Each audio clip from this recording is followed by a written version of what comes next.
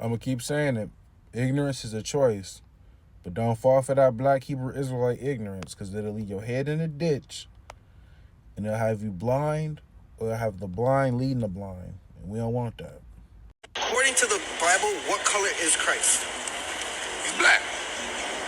All right. It says in Revelation, the feet is bronze. You can't have a white person with bronze feet. That wouldn't make sense. Right. So your feet got to match your hands, right? It would only make sense. It would only make sense. It would only make sense. Okay. So now, is a black man. Give me a minute. So what the hell is wrong with you black men and women out there? Give me a minute. Christ is a black man. Elisha J. Israel writes, probably the most telling indication of the color of Israel is John the Revelator's description of Jesus' hair texture and skin color. Jesus was and is dark-skinned. The text reads, his head and hair were white like wool, as white as snow, his eyes like a flame of fire, his feet were like fine brass, as if refined in a furnace, and his voice as the sound of many waters. However, these are not literal descriptions. Revelation 1:12-16 is a highly symbolic apocalyptic vision of Christ. Firstly, in regards to Jesus being described as having feet like fine brass, this is symbolic, and the meaning has roots in ancient Israelite culture. It is not a literal description of skin color.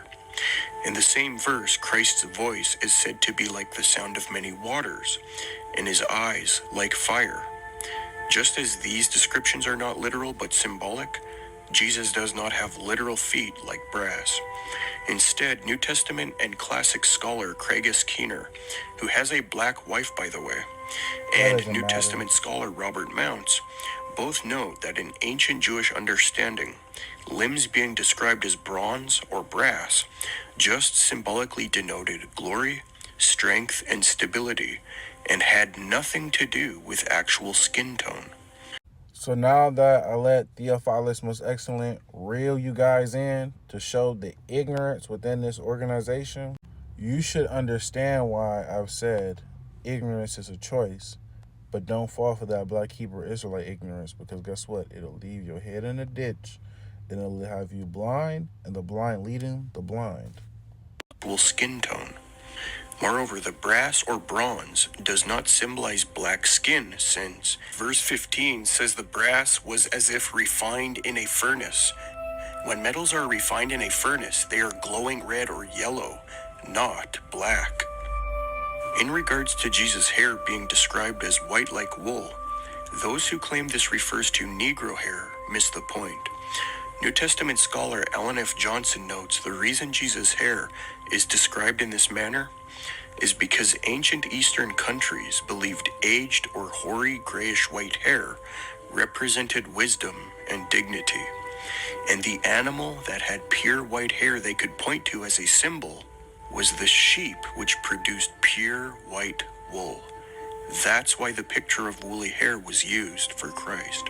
Sheep's wool was the best example of pure white hair representing wisdom.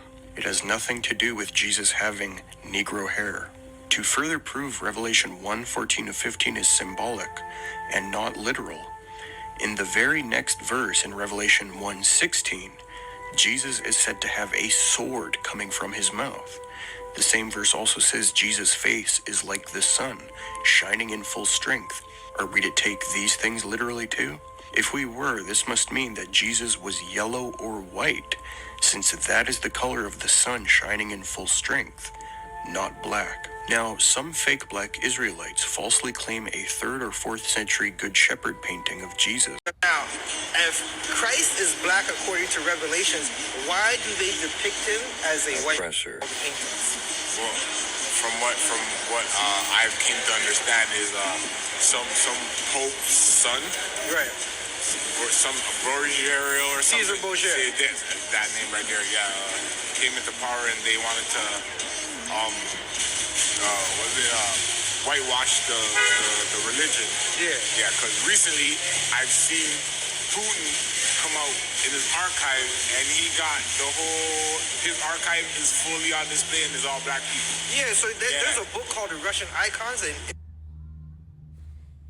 Now, you see, the thing about black Hebrew Israelite ignorance is that they really don't study that much into certain aspects of other religions, philosophies, and stuff like that. From my thinking and assumption, because if they studied occultism and paganism, they would understand that the white icons and the black icons is simply for the Osiris belief, because Osiris in Egyptian belief was worshipped as black or white because they believed in that yin yang, the dual principle. Because in yin yang teaching, everybody has black and white within them. Maybe you have more black than white, or maybe you have more white than black, but you have both within you. Because remember, you have the big white circle, or the big white, whatever you want to call that thing, but then you have a little black dot within it. But then also with the black one, you have that whole black little thing, whatever you want to call it, but a white little dot within it. So you have a little bit of more of the other, one or the other. But in occultism, they believe when you combine them and 50-50 or whatever situation may be, then you become a god or something like that. It's a whole different belief, whole different conversation and topic. But the point I'm getting at is, it's this man named Walter Reif. He is a professor and a very good person to go to when you want to study and learn about what the occult is and how it's not relevant to what the God of the Bible says. But with saying that, let me show you this video of him talking about the black and white icons, but not also that, how they took